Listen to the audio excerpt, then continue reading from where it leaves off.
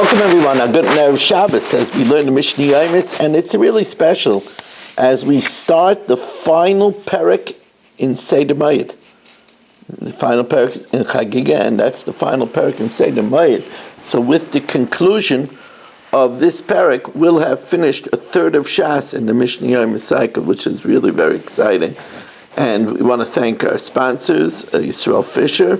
We want to thank Avram Binyamin Beinish and family, and Dr. and Yoel Klugman and family. We learn L'Refu Shalema for my Shver, Avigdor Aryeh ben Rivka, and L'Refu Shalema for Me'am ben Chayesara. Chaymer ba'kodesh me'betruma. As we said, Kachim is even more strict than Truma, and we're going to learn a lot of examples. Shematvilin kelim b'sei kelim la Truma. When we immerse utensils, you could put a smaller one inside a bigger one and put them in together. You're not worried that the small one will be so tightly next to the big one that the water won't get in between. Avaloi la kodesh, but you can't do it. You have to do it one at a time by kachim. Acharayim v'soich ubeisat tzvita batruma. A keli, let's say you have a tureen. Now on the bottom of the tureen there's a base which is like inverted, and there's a base kibble even on the bottom. If you turn the tureen upside down, on the base it's like concave, and you could put something inside it. So there are three separate kalim. There's the achurim, the bottom, which is in itself a separate keli. There's the inside, and then there's the handle. If one becomes tamei, the other one is tar. Avaloi b'kodesh. By kachim, they all have a din of one keli, and they're all tamei. Hanoiseas hamedris. If you carry, let's say, a shoe of a zav or a zava, which is an avatuma, no seas truma. You could carry truma in a clay charis, in an earthenware vessel, because the earthenware vessel is not going to be mekabel tuma from the outside. So therefore, even if the shoe touches the earthenware vessel, it protects what's inside, right? Because it's clay chavis is only mitame ma'avirai. Avaloya sekaidish, you can't carry a shoe of a zav and catch him inside the earthenware vessel because of a ma'aseh. The strap broke off, and he put the strap on top of the clay chavis, and it went inside, and it was mitame to catch him. Big day Eichlei Truma, this we learned in the previous Mishnah, that begadim of Eichlei Truma, even though they keep the strictures of Tara very carefully because of the Truma, but it's not enough, and the pajamas of Eichlei Truma are considered medras l'kodesh. But kachim, it's considered not protected enough, and maybe a nida wore it and lay down in it, and it's considered tamei for kachim. Like midas hakodesh midas hatruma, the Mishnah finishes off. The way of kodesh is not the way of truma. Sheba kodesh, when you have a beged of kachim, matir, you have to undo the knots first, umenagev, and you have to wipe off any grease, and then umatfil, and only then you can immerse it. Otherwise, you're worried about chatzitza of interposition. But about truma, even by truma, even if it's not knotted, you could be kosher, you could knot it. We're not worried that the water won't get in between. And then immerse it. We're also not worried about the grease. We continue with Mishnah Beis telling us more strictures of kachim over truma. Kelim anigmorim b'tara. If you finish a keli b'tara, that means when you did the final touches, you know it was tar.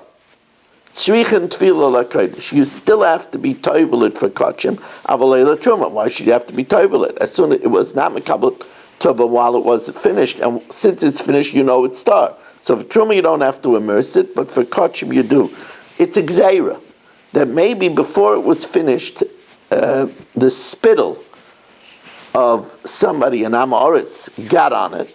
Now you don't care about that because it's not mekabel tumah yet, it's not finished. But maybe when you finish it, the saliva is still not dry, and then it would convey tumah, because it has a din of an avatuma, the spittle of a zav, and the saliva, and it'll be metame once it's finished. We're not worried about that by truma, but we are worried about that by kachim. Hakli mitzaref mashe b'seichel hakodesh. a vessel unites everything inside it for kachim. So if you have, let's say, a bowl that contains in it different items of different food of kachim, not touching each other, but it's all in one keli, so everything is united in that keli. So if one of the foods becomes tamei, they're all tamei. Avolayla truma, but not by truma. Truma, the keli doesn't unite everything inside it. Haravi b'kodesh pasuk. Remember, we said if something is tamei and it could transmit tuma further, it's considered tamei.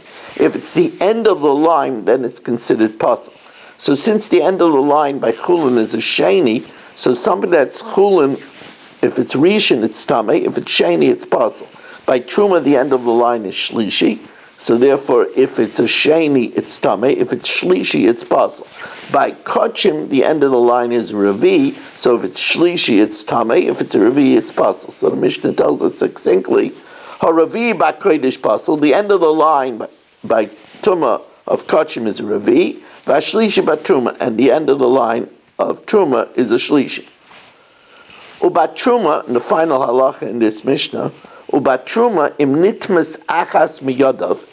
If one of his hands becomes tamei with a tumah d'Rabbanan, chaver to Torah, the other hand remains tar. Ubat kodesh, but by kachim, if one of the hands becomes tamei, you have to immerse both hands. Remember, by kachim we said you have to immerse the hands. Ubat kodesh matbil shteim, you have to immerse both hands. Sheyad metamei es chaver to b'kodesh, because one hand causes the other hand to become by kachim, avaloi batruma, and not by truma.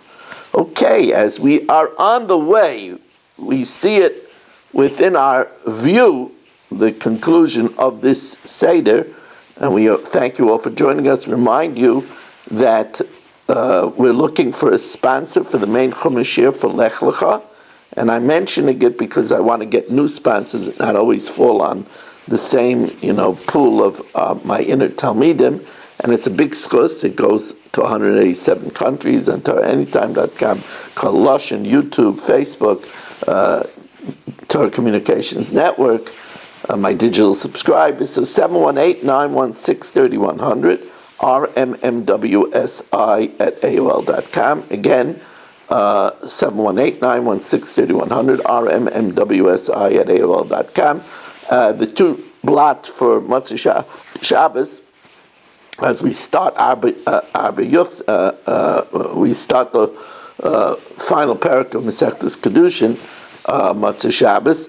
It's 9:15 this Motzei Shabbos, 15 minutes late, 9:15, and that's zoomdaf.com. The whole week it's 8 o'clock. Check out my YouTube channel where I put on a shiur manoyach from 57884 through 5775. So there's a lot of noyach shiurim and short shiurim I gave in seminary, Gesher Ladas.